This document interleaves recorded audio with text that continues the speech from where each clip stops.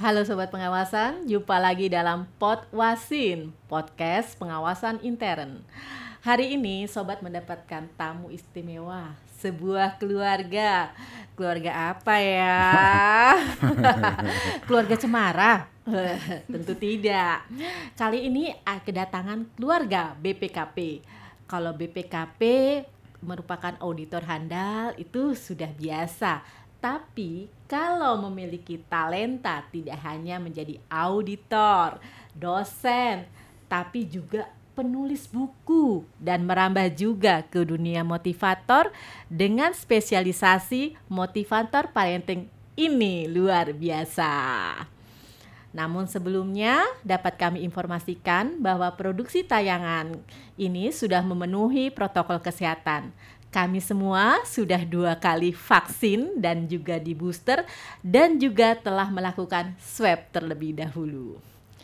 Baiklah, kami sapa dulu keluarga Sumitro, yaitu Bapak Sumitro dan Ibu Susi Purwati. Selamat pagi Bapak dan Ibu, kami ucapkan selamat datang di acara Podwasin. Sebelumnya kami akan mengulik ibu dan bapak loh. Ya. Tapi ada baiknya saya bacakan profil bapak dan ibu terlebih dahulu ya. Pak Sumitro. Pak Sumitro ini kerap dipanggil Pak Demitro. Merupakan pimpinan Madya BPKP dan saat ini menjadi salah satu kepala perwakilan BPKP. Beliau juga pernah menjadi direktur dan kepala perwakilan di beberapa daerah. Selain itu juga beliau terlibat aktif dalam organisasi profesi dan juga tercatat sebagai pengajar di beberapa universitas terkemuka. Waduh, mantul, mantap betul. Tapi ada tidak kalah menarik juga nih. Beliau aktif menulis buku dan juga memiliki profesi yang tidak kalah menarik, yaitu motivator parenting sekaligus juga influencer dan juga narasumber pendidikan anak cerdas dan istimewa. Sedangkan beliau juga didampingi oleh Ibu Mitro. Bu Mitro, selamat pagi. Bu Mitro atau Bu Susi Purwati, beliau adalah pengajar aktif di PKN STAN dan juga penulis buku. Terima kasih Bapak dan Ibu bisa hadir di acara Podwasin. Pak Mitro, Pak Demitro dan Ibu Susi, ini nih couple banget loh. Kenapa couple banget? Bajunya aja matching. Matching biru-biru dan juga matching sama hostnya. Aduh, kita rupanya ada satu frekuensi nih. Ya Pak Mitro. Nih Pak Mitro, kalau dilihat dari rekam jejak Bapak nih, rekam jejak tuh Bapak kan sudah 39 tahun mengabdi kepada BPKP dan sering sekali juga mutasi ya. Karena memang BPKP kan pindah dari satu kota ke kota lain. Nah, gimana nih menurut Bapak nih? Nah, Bu Susi gimana juga nih? Selalu ikut sama Bapak nggak nih? Yuk Pak Mitro. Oke Mbak Dewi, terima kasih. Assalamualaikum warahmatullahi wabarakatuh, Sobat. Jadi gini, saya memang di BPKP kata teman-teman itu dikenal orang yang paling sering mutasi begitu ya. Sehingga menurut catatan saya itu sudah mutasi 18 kali dan itu selalu saya terima dengan senang hati dan penuh syukur begitu. Karena kalau sebagai nama aparat sipil negara ya harus siap ditempatkan di mana-mana saja. Nah, dengan sering mutasi itu saya selalu berpikir positif akan selalu mendapatkan kenikmatan, keuntungan bisa tinggal di pulau-pulau besar seluruh Indonesia gitu, mulai dari Sulawesi Selatan, Jawa Tengah, Jawa Timur, Jakarta, Lampung, mewakili Sumatera, terus Kalimantan, juga Ambon dan Papua. Itu selalu saya nikmati Mbak Dewi. Dan Ibu biasanya cenderung ikut dia. Aduh, gimana tuh Bu Mitro tuh, mesti adaptasi tuh kayaknya ya. Kalau saya pribadi Bu Dewi itu merupakan berkah ya. Selain saya bisa mengenal semua provinsi di Indonesia, dan itu juga bahan ajar karena saya sebagai pengajar mata kuliah kewarganegaraan itu bisa menceritakan bagaimana sih sebenarnya semua kota-kota di provinsi Indonesia dengan karakternya masing-masing dari Aceh sampai Papua. Itu jadi artinya dengan mutasi Pak Mitro itu berkah bagi kami. Hanya 3 tempat yang nggak sempat saya bisa dampingi karena waktu itu di Ambon kerusuhan, jadi kita tidak bisa mengajak keluarga.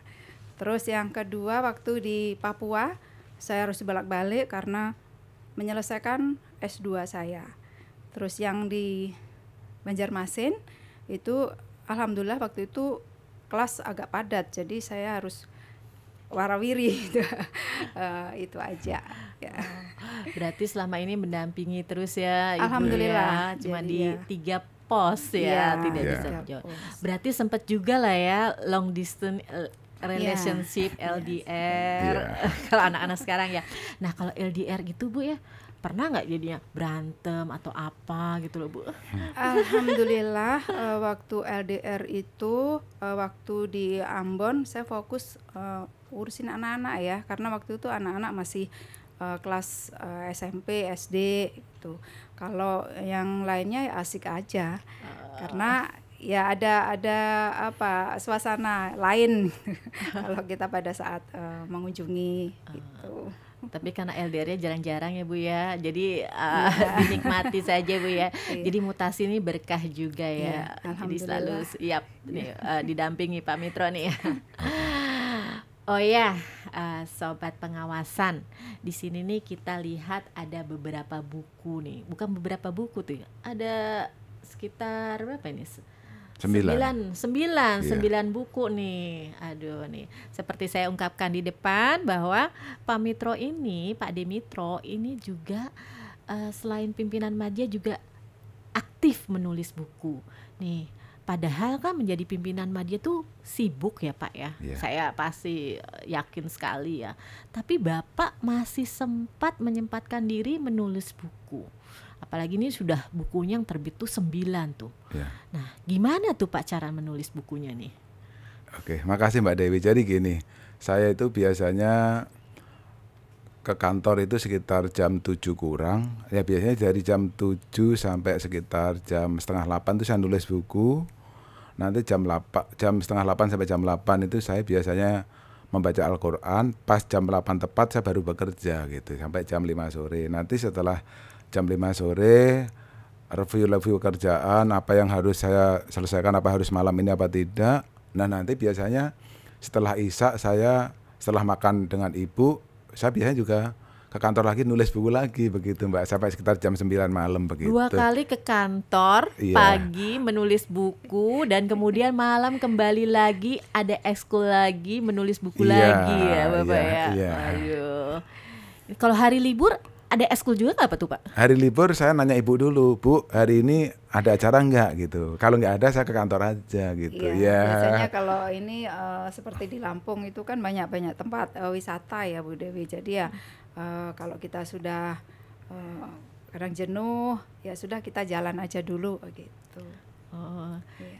Tapi gimana jadi ide tuh tetap keluar Pak ya tiap hari ya? Iya tulis. Iya aduh. Saya itu Mbak Dewi kadang-kadang dimanapun tempat saya selalu menulis. Misalnya kalau di mobil perjalanan saya nulisnya di handphone. Kalau di kantor ya langsung di komputer kantor. Kalau misalnya lupa handphone, lupa membawa laptop, saya nulis di kertas yang ada di saku aja tulis gitu.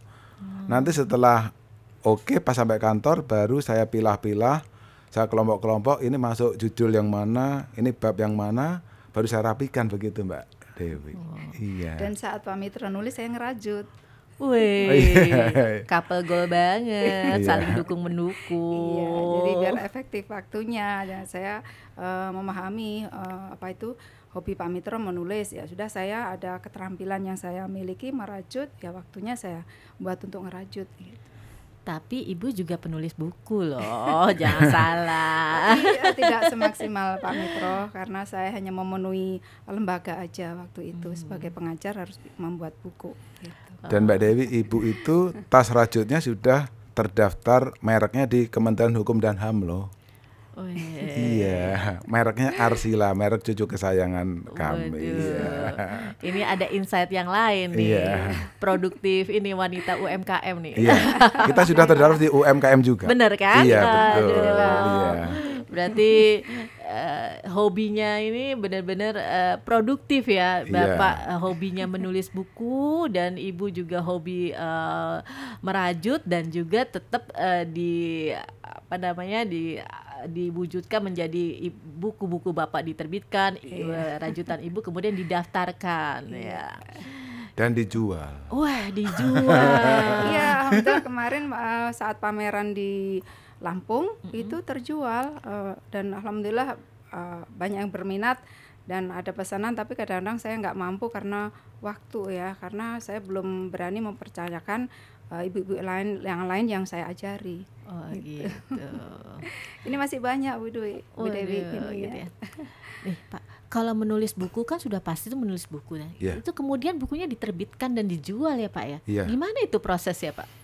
Jadi gini Mbak Dewi, setelah buku saya itu jadi, saya biasanya kalau membuat layout itu kata penerbitnya gini, Pak Mitro, saya paling seneng kalau nyetak buku tulisan Pak Mitro. Kenapa? Karena sudah 98% net gitu. Iya, seneng banget ya. Jadi dia tinggal layout sedikit, terus nambah desain cover, kalau sudah saya ACC langsung terbit. Nah, kalau saya cari jualnya gini Mbak Dewi, saya kan sering diundang menjadi motivator parenting, baik di kementerian, di lembaga, di pemerintah daerah, di lembaga sosial, lembaga keagamaan. Itu kadang-kadang kalau pas misalnya pesertanya banyak ibu-ibu, saya cenderung ngajak ibu gitu. Ibu nanti pas saya presentasi, ibu nambahin mana yang kurang, siapa tahu ada yang saya berikan kurang, nanti ibu nambahin gitu, saling melengkapi begitu Mbak Dewi. Dan itu biasanya juga dapat diterima baik oleh para peserta seminar. Terus biasanya begini, sebelum seminar dimulai itu panitia seminarnya kan mendatangin saya. Nah pas mendatangin saya itu Pak Mita tolong ya, ini peserta seminar sudah ada yang minat bukunya Bapak, mungkin 100 buku. Nah oke, langsung 2 minggu sebelumnya saya menghubungi penerbit Mbak Dewi. Mas penerbit tolong buku saya Tips and Tricks Mendidik Anak ini dicetak 100 buku, nanti jadi 2 hari sebelum saya manggung di seminar begitu Mbak Dewi. Iya. Gitu ya. Nah, Pak Demitro nih. Iya Mbak Dewi. Ada sebagian besar buku-buku Bapak tuh kan yang ditulis tuh sudah terbit nih ya. Oke. Nah, dari buku-buku tersebut tuh mana yang menjadi bestseller? Gitu ya. Oke, gini Mbak Dewi. Alhamdulillah dari 9 buku yang pernah saya tulis itu, yang menjadi bestseller adalah tentang sharing tips dan trik mendidik anak menjadi cerdas dan istimewa. Nah, saya bersyukur ini bahwa buku itu ternyata yang dipilih oleh banyak orang. Ini menurut saya membuktikan bahwa semakin banyak orang tua yang peduli terhadap pendidikan anaknya, juga semakin care terhadap anak-anaknya tentunya, termasuk kesiapan orang tua di dalam rangka persiapan pembiayaan ketika anaknya baik sekolah mulai dari TK, SD, SMP maupun kuliah begitu Mbak, semakin care gitu. Karena buku ini memang saya tulis berdasarkan true story ketika saya dan Bu Mitro mendidik anak-anak kami begitu Mbak Dewi. Iya. Wah, Bapak kan padahal auditor nih Bu ya. Tapi bestsellernya nih parenting nih ya. Ilmu lain ya.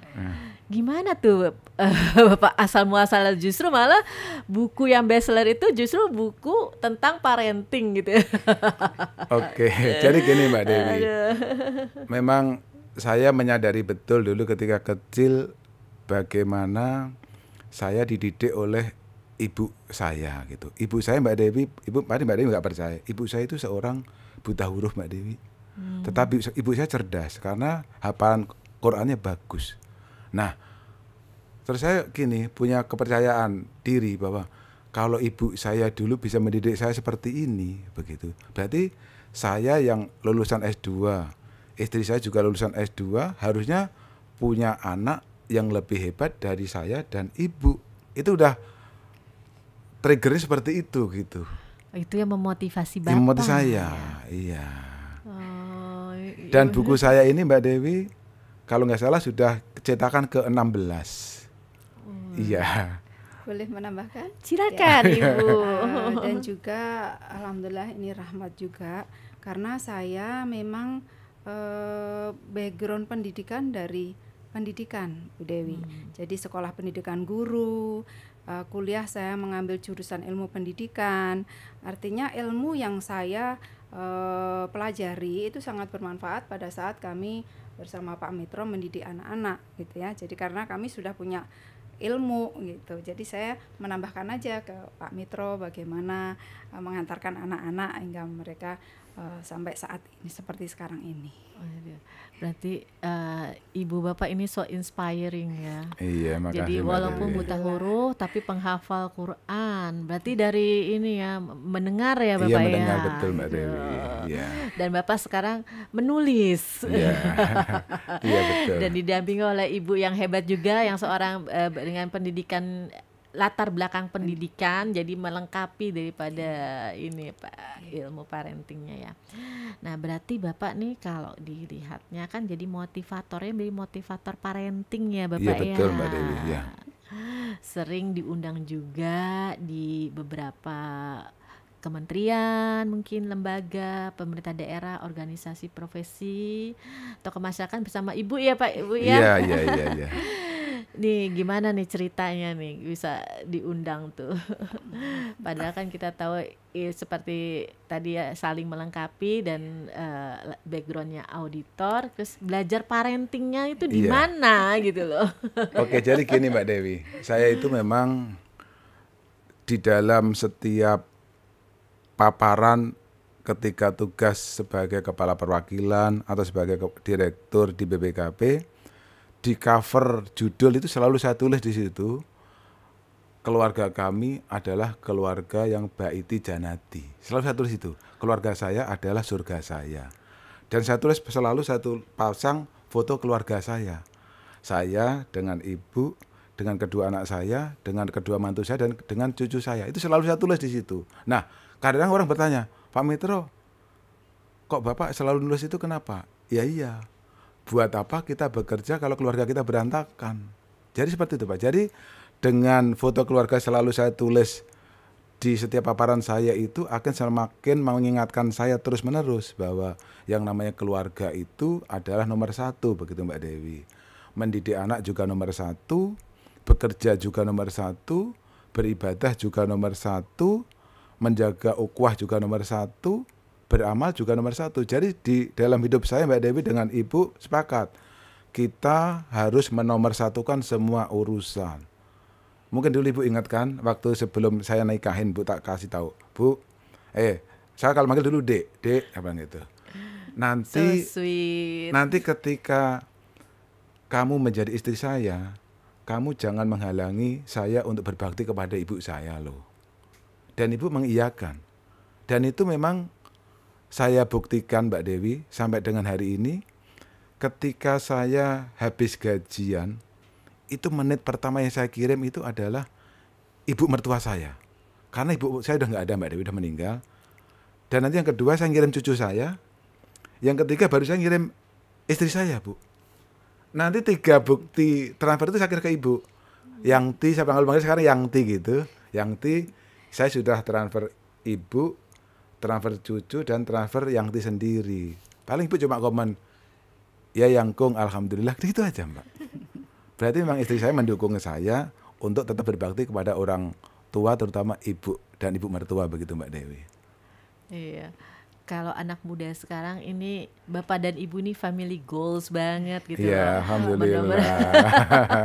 Menomorsatukan keluarga di semuanya. Kalau Putri ada berapa ya? Ada 2, yang satu sekarang di Surabaya profesi sebagai dokter spesialis anak, yang nomor 2 sedang bekerja di Belanda, magister teknik. Sustainable energy. Ya, energi terbarukan. Kerjanya selain di Belanda juga kerja di Indonesia Mbak, jadi wirawiri gitu. Ya karena sedang menunggu istrinya belajar S3 itu. Ya. Dan ini Bu Dewi, dalam mendidik itu sebenarnya katanya kan orang kalau sudah anak-anaknya sudah menikah itu tanggung jawab selesai. Itu sebenarnya tidak. Kita tetap berkesinambungan. Jadi misalnya seperti saat ini saya pun mengikuti perkembangan cucu. Bagaimana anak saya mendidik anaknya. Karena saya berikan bekal kepada anak-anak, sukses orang tua itu terukur dari kesuksesan anak-anak. Gitu. Waduh, berarti lengkap ya. Tidak hanya mendidik daripada anak-anaknya, buah hati tercinta, tetapi cucu-cucunya juga tetap dia jadi perhatian. Bahkan saya begini Mbak Dewi, sama Ibu sepakat. Saya memanggil anak saya kan Bunda, Bunda, tolong kamu ingat-ingat, kamu nanti kalau mendidik anak kamu, ingatlah bagaimana ibu dan bapak ketika mendidik kamu. Cuma sekarang karena kamu lebih pinter dari bapak dan ibu, ya berarti nanti kamu harus punya anak lebih pinter lagi daripada kamu dan suami kamu. Begitu, saya tuntutan seperti itu Mbak Dewi. Dan alhamdulillah itu sudah mulai nampak hasilnya Mbak Dewi. Cucu saya itu sekarang bulan lalu sudah diukur IQ-nya juga 128.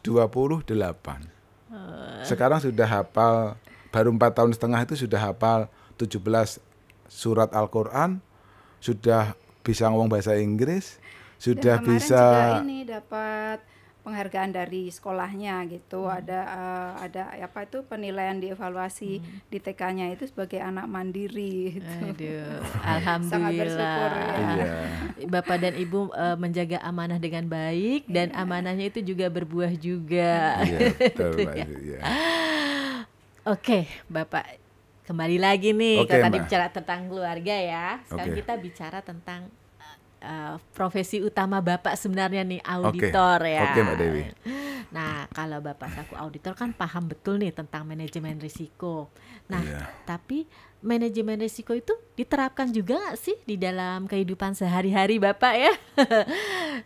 Gimana nih? Oke, gini Mbak Dewi. Memang di buku saya itu juga saya tulis bahwa kita itu kan sebagai auditor, sebagai akuntan di BPKP itu kan bisa menerapkan manajemen risiko di instansi kita maupun instansi mitra kita. Kenapa itu tidak kita terapkan di keluarga kita? Dan saya, Mbak Dewi, sepakat dengan Ibu, kita harus menerapkan manajemen risiko di rumah tangga kita. Jadi begini Mbak Dewi, ceritanya. Jadi kalau kita berumah tangga itu harus punya visi. Kalau visi saya dulu pertama gampang, visi untuk anak itu saya menjadikan anak saya sebagai anak yang cerdas dan istimewa. Itu visinya. Misinya tentunya harus anak saya harus menguasai ilmu pengetahuan dan teknologi, harus baik iman dan takwanya, baik gabul minallahnya, baik gabul minannasnya, dan semuanya terprogram Mbak Dewi. Saya dulu terprogramnya begini, mulai saya bagaimana mencintai ibu, ketika kita mengadakan malam pertama, ketika istri saya hamil saya berbuat apa, ketika anak saya bawah 2 tahun seperti apa, itu semua saya rencanakan dengan baik. Bahkan Mbak Dewi ketika anak saya masih kecil, tentunya juga didampingi ibu dong, ibu kan sarjana pendidikan, itu saya sudah jelas, Dek, apa tugas kamu besok seperti apa, itu saya sudah buat list Mbak, saya buat list, saya buat masalahnya apa, nanti saya carikan alternatif solusinya, saya petakan yang harus selesai ini, yang belum ini, kita buat monitoringnya seperti apa, dan akhirnya tujuan saya betul-betul anak saya menjadi cerdas dan istimewa terbukti. Dan begini Mbak Dewi yang saya syukurin, ternyata dengan menerapkan manajemen risiko di rumah tangga, itu ketika penerapannya yang sangat soft, sangat happy, sangat familiar, itu ternyata juga tidak membebani anak, tidak membebani keluarga, bahkan itu dianggap sebuah kebutuhan keluarga dan dapat dilaksanakan dengan baik, sebaik-baiknya. Bahkan Mbak Dewi yang saya syukuri bersama adalah alhamdulillah Mbak Dewi, anak saya itu dua-duanya IQ-nya 149, dan yang paling kita syukuri lagi ya Bu ya, Mbak Dewi ingat kan dulu tahun 2002 sampai dengan tahun 2014 itu ada program SMP dan SMA akselerasi. Itu Mbak, saya nggak habis pikir kenapa Allah tuh sayang banget sama saya. Itu pas anak saya membutuhkan itu Mbak Dewi. Jadi anak saya itu Mbak Dewi umur 11 sudah lulus SD, SMP 2 tahun, SMA 2 tahun. Jadi ketika umur 15 sudah kuliah. Iya. Anak saya yang kedua umur 16 sudah kuliah. Kuliahnya nggak main-main Mbak Dewi. Anak saya kuliahnya di Fakultas Kedokteran UNER.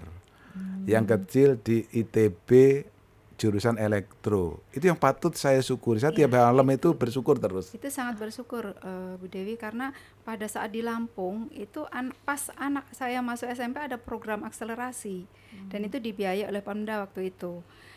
Begitu pindah Surabaya di sana ada, dan anak saya yang kedua pada saat di Semarang masih dapat juga akselerasi. Setelah itu nggak ada. Itu yang saya sangat bersyukur. Artinya keberkahan begitu banyak diberikan pada kami pada saat anak-anak membutuhkan pendidikan yang sesuai dengan kebutuhan, tingkat kecerdasan mereka. Itu. Planning keluarga itu ditulis juga Pak? Ini kan Bapak penulis tuh. Saya tulis Mbak, di buku itu saya tulis juga. Gitu ya? Semua, iya. Oh, jadi semua perencanaan keluarga tuh tertulis ya? Tertulis, Bu, ya? iya. Jadi pembiayaan pendanaan kami juga melakukan tabungan asuransi pendidikan. Well planning bener ya. Iya. Kalau saya ngomong Ibu, Bu, kalau punya tabungan, tolong buka tabungan yang tidak bisa kita ambil. Jadi kita sepakat. Dan sampai sekarang masih ada, meskipun Sisanya. anak-anak sudah selesai. Ini untuk Ibu nih. Ini saya dapat info nih Bu dari mahasiswa Ibu nih. Kalau Ibu ketika mengajar itu menurut mahasiswa Ibu tuh tidak sekedar mengajar gitu ya, tapi juga memotivasi mahasiswa untuk lebih dalam memberikan sesuatu ya. Misalnya dalam presentasi supaya memberikan yang terbaik. Tuh, bagaimana nih Bu bisa mengajar dengan style Ibu, pengajar tapi juga memotivasi gitu. Ya, terima kasih. Begini Bu Dewi, jadi saya tanamkan ke anak-anak, terutama anak-anak PKN STAN itu ya semuanya cerdas ya, tetapi kita tidak hanya sebatas cerdas, tapi bagaimana kita bisa bermanfaat bagi orang lain. Kalau kita punya ilmu misalnya, itu akan bermanfaat kalau kita bisa memberikan ke orang lain. Jadi tidak hanya untuk kita sendiri. Sehingga saya selalu ketekankan kepada anak-anak bagaimana agar saat kita ada, orang lain itu merasa membutuhkan apa yang kita miliki. Artinya kita bermanfaat bagi orang lain, tidak hanya misalnya untuk keluarga saja, tetapi bagaimana anak-anak itu bisa memberikan sesuatu sehingga orang lain itu mendapatkan apa yang kita miliki. Gitu. Jadi intinya adalah bermanfaat bagi orang lain. Balik lagi ke parenting ya. Okay. Menurut Pak Mitro nih ya, gimana sih kondisi dan karakter anak-anak Indonesia saat ini? Potensi apa sih yang dimiliki anak-anak Indonesia supaya bisa unggul, kompetitif dibandingkan dengan negara lain? Kalau anak-anak Bapak dan Ibu memang sudah diberikan talenta yang luar biasa.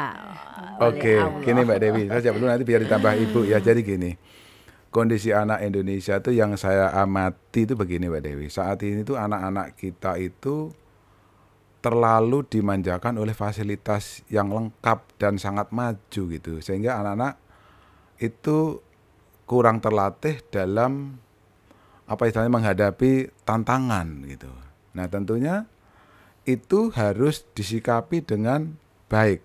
Misalnya kalau pendidikan yang sekarang misalnya dirasa kurang, ya tugas orang tua lah yang harus menambah supaya anak itu menjadi punya karakter. Misalnya anak berkarakter itu misalnya kalau kita sebagai muslim ya jangan lupa sholat dong gitu. Harus rajin belajar dong biar pinter. Juga harus siap membantu orang tua dong. Juga harus tidak boros atau biasa ekonomis dong. Dan kita harus punya cita-cita, dan cita-cita itu harus kita tanamkan ketika anak kita masih kecil Mbak Dewi. Nah makanya saya dengan Ibu sepakat. Sejak kecil udah ngomong, Mbak nanti pengen jadi apa? Saya nanti kalau besar pengen jadi dokter anak Pak. Udah gitu. Terus anak saya yang kecil masih dik. Kamu nanti kalau besar pengen jadi apa? Saya nanti Pak kalau besar ingin menjadi orang ketiga Indonesia yang hebat. Maksudnya orang ketiga gimana? Yang hebat pertama itu Soekarno, yang kedua Habibie. Saya ingin menjadi orang yang ketiga itu Muhammad Siddiq Sumitro. Begitu Mbak cita-cita anak saya itu. Makanya saya harus kuliah di ITB, karena ITB itu menurut anak saya itu kampus yang top, bisa melahirkan negarawan sekelas Bung Karno dan Pak Habibie. Begitu Mbak. Mungkin Ibu bisa nambah Ibu. Ya. Iya, jadi kalau untuk bagaimana kita melihat potensi anak-anak, sebenarnya kita ini mengikuti aja apa bakat dan minat yang mereka miliki, dan tidak hanya menguasai dalam sains aja, tetapi kita arahkan bagaimana talenta-talenta yang dimiliki. Jadi seperti misalnya anak saya yang laki ini ya bisa olahraga, musik, kalau yang perempuan senang renang, dan juga saya ajari juga merajut ya, seperti itu. Jadi kita arahkan agar ada keseimbangan antara otak kanan dan otak kiri. Waduh. Gitu. Semua itu juga Bapak nyatakan apa ditulis dalam buku tips and tricks tadi kayaknya. Ada Mbak, ada semua ada. Itu benar-benar ya, jadi semuanya itu dari true story Bapak, Iya. kemudian diungkapkan di dalam tulisan-tulisan Bapak ya. Oke, jadi gini Mbak Dewi, di buku itu juga saya tulis yang namanya anak Indonesia ke depan itu harus punya inovatif, harus dapat eksis, keluar dari zona nyaman. Karena kadang-kadang anak itu begini Mbak, kalau orang tua selalu memanjakan, anak itu nanti akan ketika ada kendala sedikit itu langsung patah semangat, patah hati seperti itu. Nah itu saya tidak mau seperti itu. Jadi anak itu harus tangguh, inovatif, dapat menyelesaikan masalah sendiri, juga care terhadap lingkungan. Begitu Mbak Dewi. Sambil contoh begini Mbak, anak saya waktu kecil masih SD kelas 3, suatu saat pulang dari sekolah jam 12, pas saya pulang ke rumah, tak tanya, Mbak kenapa kok sudah pulang? Pak, gurunya sakit gitu. Kamu kok tahu gurunya sakit dari mana? Saya tadi ke kepala sekolah, guru saya sakit. Terus dia nanya saya, Bapak punya uang nggak? Ya punya lah, untuk apa? Kalau Bapak punya uang, nanti sore Bapak saya antar ke rumahnya Pak guru saya, Bapak kasih uang itu Pak, biar bisa ke dokter dan beli obat. Kalau nanti udah Bapak beli uang dan berobat ke dokter kan sehat, besok bisa ngajar saya lagi. Jadi anak masih umur 8 tahun itu sudah punya ESQ seperti itu Mbak. Iya, itu memang diajari dari rumah begitu. Kalau Bapak menulis buku, hobi juga nggak nih membaca buku nih? Saya membaca buku juga senang Mbak, tapi saya lebih senang kalau mendengarkan. Oh gitu ya. Mendengarkan video gitu senang yang saya. hobi membaca itu yang anak pertama. Oh gitu ya. Iya, anak pertama itu. Jadi buku-buku Bapak itu jadi ada insight-insight lagi dari beberapa dari yang didengar-dengar dari Bapak ya. Mungkin kalau sekarang mah banyak ya fasilitas untuk ini ya. YouTube, kemudian banyak seminar-seminar, talk show, pasti itu jadinya menambah untuk ilmu di bukunya ya. Kalau Bapak dilahirkan kembali, Bapak inginnya menjadi apa nih? Tetap menjadi auditor, penulis buku, motivator, atau ada keinginan lain sebenarnya?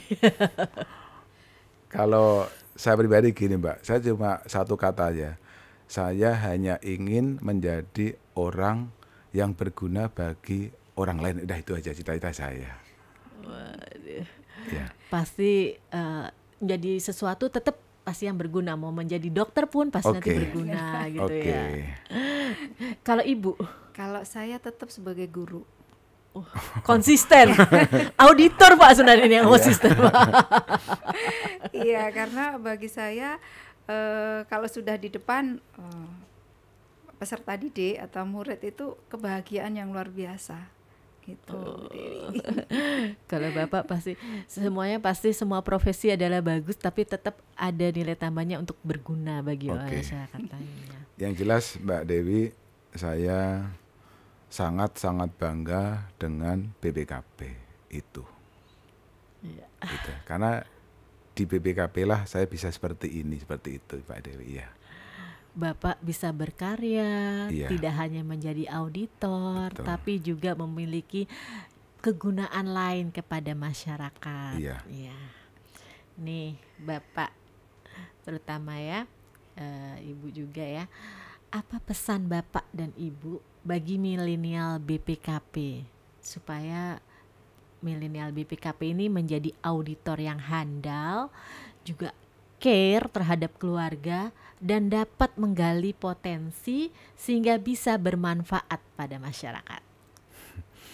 Oke, gini Mbak Dewi, kalau menurut saya gini, memang yang pertama itu memang dimulai dari pimpinan gitu.